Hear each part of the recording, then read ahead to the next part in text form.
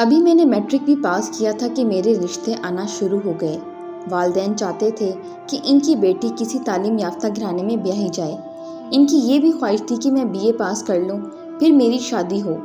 رشتوں کی آمد کا سلسلہ جاری رہا۔ والدین کا ایک ہی جواب ہوتا، ابھی ہماری بیٹی پڑھ رہی ہے۔ جن دنوں BA کے آخری سال میں تھی، میرے لیے حسن کا رشتہ آیا۔ وہ آسٹریلیا میں جاب کرتا تھا۔ رشتہ ان کی والدہ اور ان کی بہن لے کر آئی تھیں۔ انہوں نے مجھے دیکھتے ہی پسند کر لیا۔ جاتے ہوئے انہوں نے امی سے کہا کہ ہمیں شمائلہ کی تصویر دے دیں، آسٹریلیا لڑکے کو بھیجوانی ہے تاکہ وہ بھی ایک نظر دیکھ لے۔ اس بات پر والدہ راضی نہ ہوئیں۔ بہانہ کر دیا کہ فی الحال گھر پر ابھی کوئی تصویر نہیں ہے، کھنچوا کر بھیج دیں گی۔ امی کو ان خواتین کی یہ بات اچھی نہ لگی۔ والد سے کہا کہ جب لڑکا آسٹریلیا سے آ جائے تب تصویر ایک نظر دکھا دیں گے، ابھی تصویر دینے کا کوئی تک نہیں بنتا۔ 2 ماہ بعد حسن کی بہن اور ماں دوبارہ آ گئیں۔ کہنے لگی کہ لڑکا آسٹریلیا سے آ گیا ہے، اب تصویر دے دیں۔ امی بولی آپ لڑکے کو ہمارے گھر لے آئیں، وہ یہاں آ کر تصویر دیکھ لے۔ اس پر لڑکے کی بہن بولی آج کا زمانہ بہت آگے جا رہا ہے آنٹی، آپ ابھی بھی پرانے خیالات کی ہیں، لیکن بہرحال جیسے آپ کی خوشی، مگر ہمیں آپ کی بیٹی بہت پسند آئی ہے، اس لیے ہم اپنے بھائی کو کل اپنے ساتھ لے کر آئیں گے۔ اگلے روز حسن کو ساتھ لے کر آ گئی۔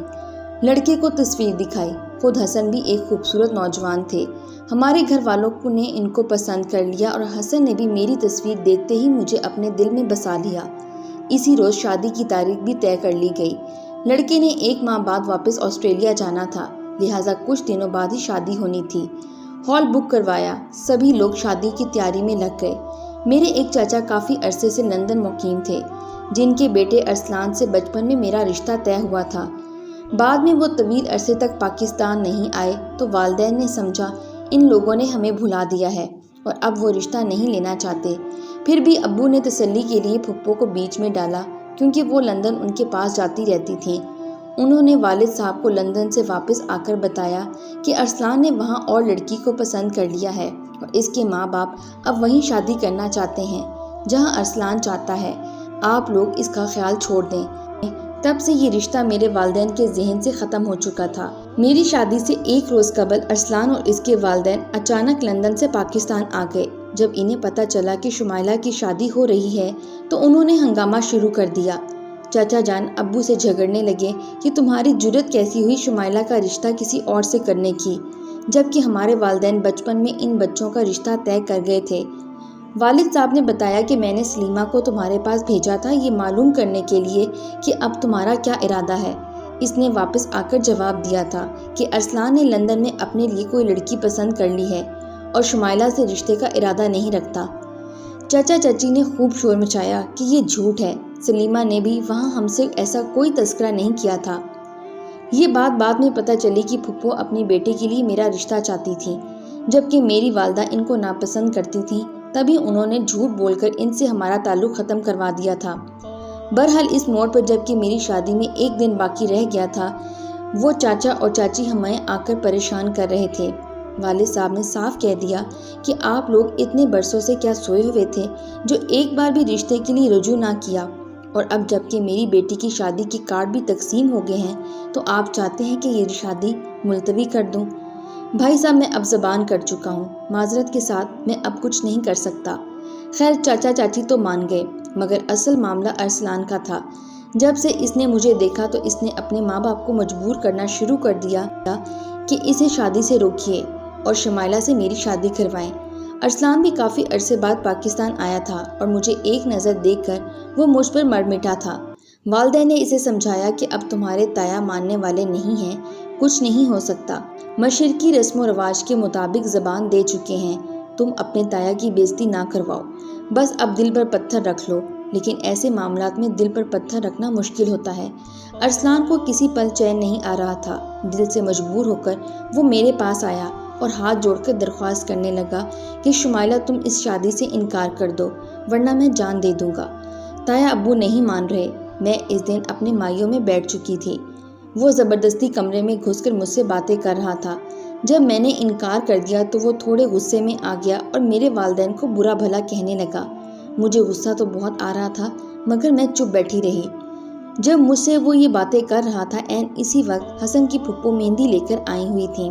انہوں نے ارسلان کے منہ سے یہ الفاظ سنے تو فوراً واپس آ کر اپنے بھائی یعنی ان کے والد کے گوشے گزار کر دیے کہ تمہاری ہونے والی بہو کا عاشق اس سے باتیں کر رہا تھا، تم نے کیسی لڑکی کو بہو بنانے کی ٹھانی ہے، تم بڑی غلطی کر رہے ہو۔ لڑکی تو اپنے کزن ارسلان کو پسند کرتی ہے۔ مجھے دلہن بنانے کے لیے بیوٹی پارلر سے 2 خواتین آئی ہوئی تھیں، وہ مجھے تیار کر رہی تھیں، تبھی دولہے کے گھر سے 2 حضرات تشریف لائے اور والد صاحب سے کچھ کہا۔ ابو پریشان ہو گئے۔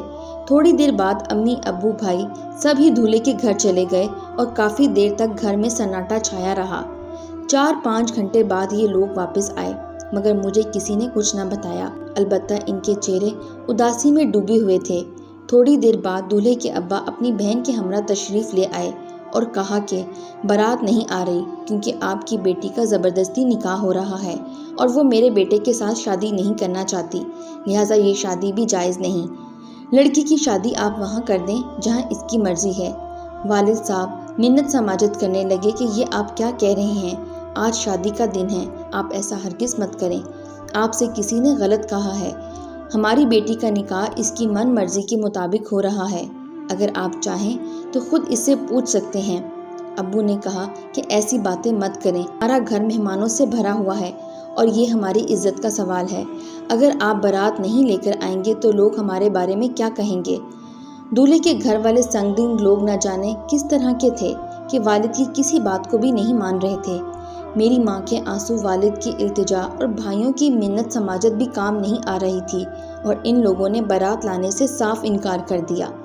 والد نے دولہے سے بات کرنا چاہی مگر گھر والے آڑے آ گئے اور حسن تک رسائی نہ ہونے دی اور ادھر مہمان بارات کا انتظار کر رہے تھے۔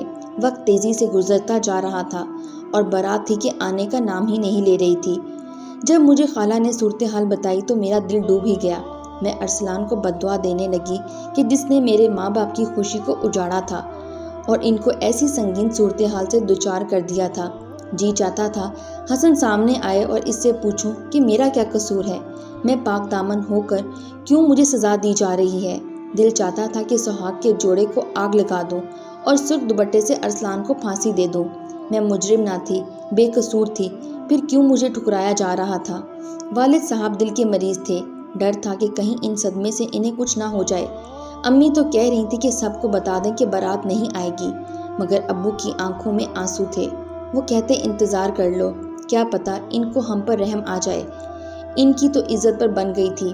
لندن والے چاچا چاچی بھی ہم سے روٹھے ہوئے تھے، وہ شادی پر بھی نہیں آئے تھے اور ان کا کچھ پتہ نہ تھا۔ اب وہ ہوتے تو انہی سے سوال کرتی کہ میں آپ کی بیٹی ہوں، پھر مجھے کیوں سزا مل رہی ہے اور کس جرم کی سزا مل رہی ہے۔ ہم سب بے حد پریشان تھے۔ ہماری ایک دوسری پھپھو بھی سب سے کہہ رہی تھی کہ بھائی اب ارسلان کو ڈھونڈو، اب اسی سے نکاح پڑھا دو، ورنہ ہم کسی کو منہ دکھانے کے قابل نہیں رہیں گے۔ میں نے جب ان کی یہ بات سنی تو میں اپنا سر پیٹ لیا۔ مجھے ارسلان سے سخت نفرت سی ہو گئی تھی، جس نے میرے ماں باپ کو اتنا برا بھلا کہا تھا اور لندن سے آ کر اچانک میری زندگی اور والدین کی خوشیوں کو آگ لگا دی تھی۔ میرے خالہ اور خالو کو معلوم ہوا تو وہ اسی وقت حسن کے گھر روانہ ہو گئے اور وہاں ان کو حسن بھی مل گیا۔ انہوں نے اس سے سوال کیا کہ آپ عزت دار آدمی ہیں؟ اس نے جواب دیا الحمدللہ۔ پھر کیوں آپ نے عین شادی کے وقت انکار کر دیا؟ ہمارے گھر مہمان بیٹھے ہیں، بارات کا انتظار ہو رہا ہے اور وہ نہیں آ رہی، سوچیں ہم پر کیسی قیامت ٹوٹی ہوگی۔ حسن نے کہا شادی سے انکار میں نے نہیں کیا، آپ کی لڑکی نے کیا ہے، اس نے کہا کہ مجھے اس سے شادی نہیں کرنی۔ خالہ بولی یہ غلط ہے، آپ کو کسی نے غلط بات بتائی ہے۔ اچھا وہ بولے مجھے تو یہی کہا گیا ہے، تو اب اس کا کیا حل ہے؟ کیا دلہن کو اسٹیج پر اکیلے ہی بٹھا دیا جائے کہ دولہا تو نہیں آ رہا بارات کے ساتھ؟ حسن کچھ دیر خاموش رہا، پھر بولے آپ میری شمائلہ سے بات کروا دیں، میں اقرار یا انکار اس کے منہ سے سننا چاہتا ہوں۔ اگر وہ کہہ دیں کہ حسن میں آپ سے شادی نہیں کرنا چاہتی تو میں ہٹ جاؤں گا، اور اگر وہ کہہ دیں کہ میں شادی کرنا چاہتی ہوں تو میں بارات لے کر ضرور آؤں گا۔ تو خالو نے انہیں کہا کہ آپ فون کے پاس ہی رہیں، ہم ابھی آپ کی بات شمائلہ سے کرواتے ہیں۔ ہال میں کھانا لگا دیا گیا تھا اور مہمان کھانا کھانے میں مشغول ہو گئے، کیونکہ اب شادی ہال کے مدعو لوگ سنبھل نہیں پا رہے تھے۔ وہ بارات کا انتظار کرتے کرتے تھک چکے تھے۔ مجھے سجا سنوار کر اکیلے ہی اسٹیج پر بٹھا دیا گیا تھا۔ اتنے میں بھاگتی ہوئی میری خالہ میرے پاس آئیں اور مجھے ساتھ لے کر پیچھے دلہن والے کمرے میں لے آئیں۔ دلہن والے کمرے میں خالو میرا انتظار کر رہے تھے اور شادی ہال کے ٹیلی فون سے حسن کو ٹیلی فون ملا کر بیٹھے ہوئے تھے۔ انہوں نے فون کا ریسیور میرے ہاتھ میں دیا اور کہا کہ حسن سے بات کر لو۔ میں نے تو پہلے ہی دعا مانگ رہی تھی کہ اے اللہ تو مجھے اس وقت حسن کی ڈولی میں بٹھا دے، بعد میں بے شک جو مرضی ہو، مگر اس وقت میرے باپ اور بھائیوں کی عزت رکھ لے۔ میں نے فون پر حسن سے بات کی اور انہیں صاف صاف بتایا کہ میرا ارسلان سے کوئی تعلق نہیں ہے۔ میں نے اپنے بچپن کے رشتے کا بتایا اور اسے یہ بھی بتایا کہ اس سے پہلے میں نے ارسلان کو دیکھا تک نہیں ہے۔ میری بات سن کر انہوں نے کہا تم فکر مت کرو، ہم بارات لے کر پہنچ رہے ہیں۔ حسن کی یہ بات سن کر مجھے تھوڑی سی تسلی ہوئی۔ تھوڑی دیر گزر گئی، مہمان کھانا کھا چکے، نکاح خواہ بھی ابھی انتظار میں تھا۔ اتنے میں شور مچ گیا کہ دولہا آ گیا ہے۔ ہوا یوں کہ ہمارے کچھ عزیزوں نے جا کر ارسلان کو تلاش کر لیا اور پھر ارسلان اور اس کے والدین کو سارا واقعہ سنایا اور ارسلان کی منت کی کہ تم جلدی سے کپڑے بدلو اور دولہا بنو، جبکہ نعت خواہ انتظار میں ہیں اور دلہن سٹیج پر بیٹھی دولہے کا انتظار کر رہی ہے۔ ارسلان کے گھر والے مان گئے اور ارسلان کو دولہا بنا کر پہنچ گئے۔ اتنی ہی دیر میں حسن کی بارات بھی آ گئی۔ اب صورتحال یہ تھی کہ دلہن ایک اور دولہا دو، یہ بڑی ہی عجیب صورتحال تھی اور ارسلان کو وہ سٹیج پر بلانے لگے۔ کسی نے مجھے بتایا کہ یہ حسن نہیں ہے، یہ ارسلان ہے، چہرہ سہرے کے پیچھے چھپا ہوا ہے۔ میرے پیروں تلے سے زمین نکل گئی۔ میرے پاس وہ الفاظ نہیں کہ میں دلی کیفیت رقم کر سکوں۔ شادی کا جوڑا میں نے حسن کا زیب تن کر رکھا تھا، زیور بھی انہی کے پہنے تھے۔ اب نکاح کے لیے ارسلان کو لے آئے تھے۔ یہ بھی ایک تماشا ہی تھا۔ میں پھوٹ پھوٹ کر رونے لگی۔ میرے دھواں دار رونے سے ارسلان گھبرا گیا۔ اس نے مجھ سے سوال کیا کہ تم کس وجہ سے رو رہی ہو؟ میں نے اسے صاف کہہ دیا کہ میں تم سے نکاح نہیں کرنا چاہتی، اسی وجہ سے رو رہی ہوں، اور خبردار اگر زبردستی مجھ سے نکاح کرنے کی کوشش کی تو میں آپ کو بے عزت کر دوں گی، آپ فوراً سٹیج سے اتر جائیں۔ وہ گھبرا کے سٹیج سے نیچے اتر گیا۔ مہمان کچھ نہ سمجھ پا رہے تھے کہ آخر یہ کیا ہو رہا ہے۔ خاندان کے دو بزرگ میرے پاس آئے اور سمجھانے لگے کہ شمائلہ، تمہارے باپ کی عزت اب تمہارے ہاتھ میں ہے، ضد مت کرو، ارسلان سے نکاح ہونے دو، کیونکہ وہ لوگ اب نہیں آئیں گے۔ میں نے انہیں کہا کہ وہ آئیں یا نہ آئیں، مگر میں ارسلان سے نکاح نہیں کروں گی، مجھے اس سے نفرت ہے۔ میں نے صاف ان سے بات کہہ دی۔ حسن نے فون پر بات کرنے کے بعد مجھے یقین ہو گیا تھا کہ وہ ضرور آئیں گے، مجھے اس کا انتظار کرنا چاہیے جس کے نام کا عروسی جوڑا میں نے اپنی مرضی سے پہنا ہے۔ میرے لہجے کی سختی دیکھ کر وہ بزرگ سٹیج سے اتر گئے۔ مہمان کھانے کے بعد ایک ایک کر کے جانے لگے۔ جو بارات کا انتظار کر رہے تھے وہ بھی مایوس ہو گئے۔ ہر ایک سوال کر رہا تھا کہ بارات کدھر ہے، ابھی تک کیوں نہیں آئی، اور دولہا کہاں چلا گیا ہے۔